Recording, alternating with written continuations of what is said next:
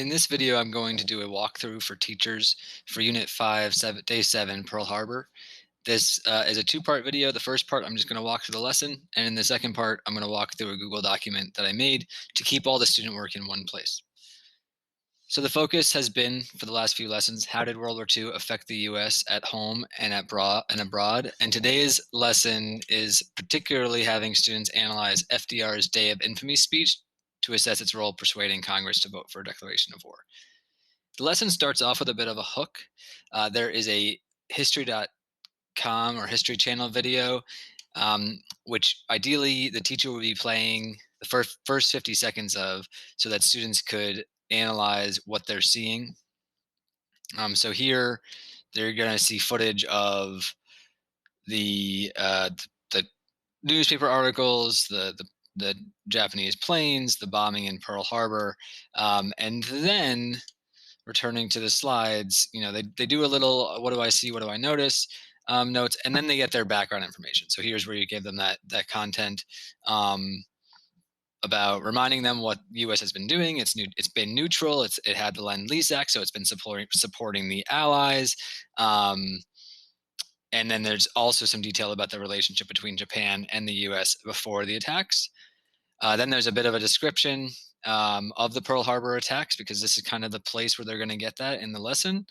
And there's another slide about the Day of Infamy speech and about Congress declaring war one day after the Pearl Harbor attack. So this is all your content slide information right there for students.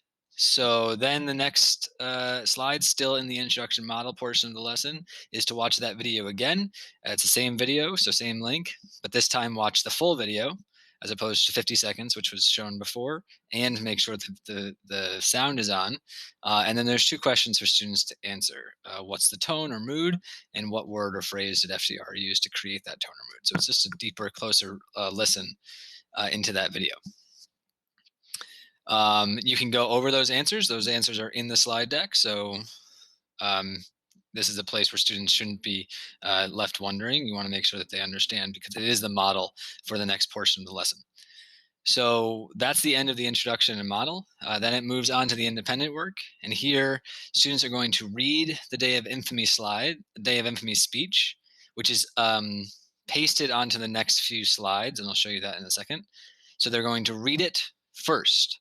And once they've read it, there's a couple of questions to answer. And after that, they're going to listen to it. So the next few slides are all the speech pasted into the slides. There's no task for them on these particular slides. So they read this speech.